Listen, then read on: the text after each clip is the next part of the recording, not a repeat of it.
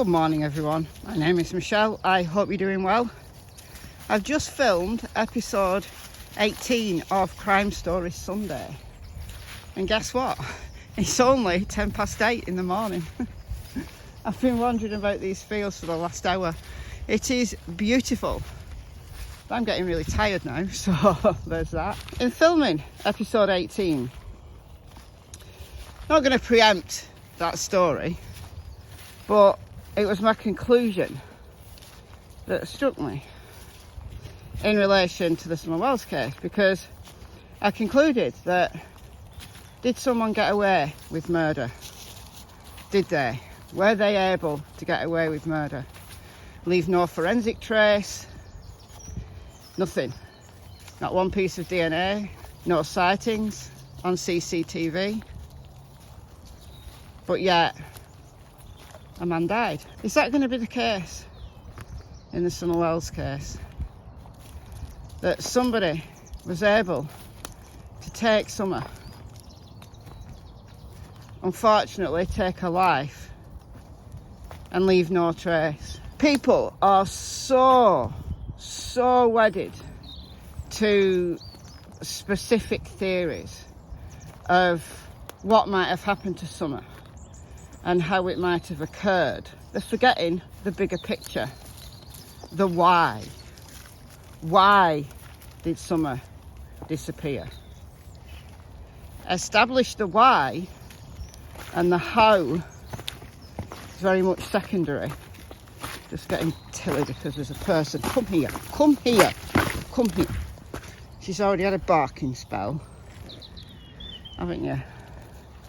There's persons up there. I'm sure that the TBI and the FBI aren't being so narrow-minded, because they want to look at motive. They want to look at specific people, suspects. But a suspect has to have motive. And some of the people that people have talked about online with absolutely no evidence, in my opinion, have no motive. So they just don't fit the why. And they certainly don't fit the how either, or the little that we know about how someone's disappearance might have played out.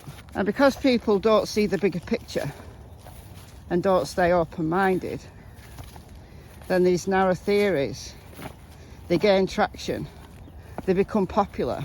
People disregard the facts that we do know because they don't fit that narrative. They don't fit their narrative. And that's such a shame. It's how misinformation starts. It's how people become bogged down by specifics that contradict each other. When actually, apply Occam's razor, the simplest explanation with the least amount of kind of pivot points, I guess, is usually the correct one. Usually. But for law enforcement, for the investigators, they'll be keeping an open mind. And I wish that more people in the true crime community would do that as well, would look at the bigger picture. Because it could well be that in the focus on Don, which happened in the earlier stages, and I myself was focused on Don for a while, and then Candice and Grandma, and then various other people who are supposedly in on it, like Ali and H. We've no evidence. All the evidence we have is Ali not liking Candice. That's it. That's not a motive to steal someone's daughter. Even if Ali's been nasty about it, it's still not a motive to steal someone's daughter. That's just an example, because we do know that there are people out there who would very easily steal a child. Not coming up and stealing her from the basement, on lying in wait on the dog trail. I don't believe those stories. I don't believe those. But could steal a child while she's left unattended for a couple of hours and she's just playing around even if she's still on her property or just off it. There's so many people in that local area. The registered sex offenders alone are a concern, a big concern. There's also those that have flown under the radar.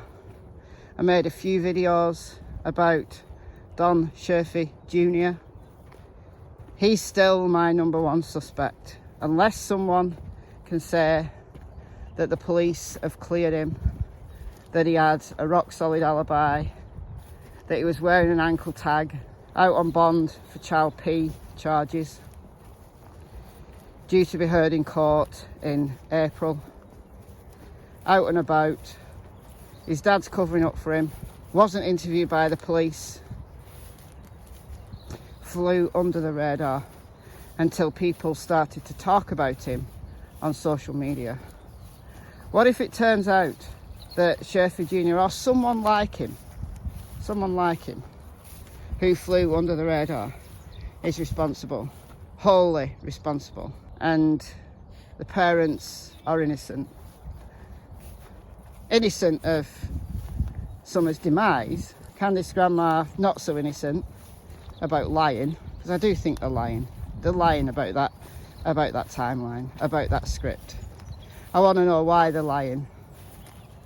Do they know more, or do they not? Is their only crime, so to speak, just being, you know, I don't know, doing their own thing for a couple of hours, not knowing where Summer was, and then panicking when they realised she'd gone, made up some silly story? Or Don, maybe Don, I think Don, made up the script for them, kept them away from social media. I don't know. But in filming Crime Stories Sunday this week, and after an extensive investigation, the coroner had to give an open verdict because they just did not know what had happened to this man. And did someone get away with murder? Left no forensics at all. Nothing. Is that the case with Summer?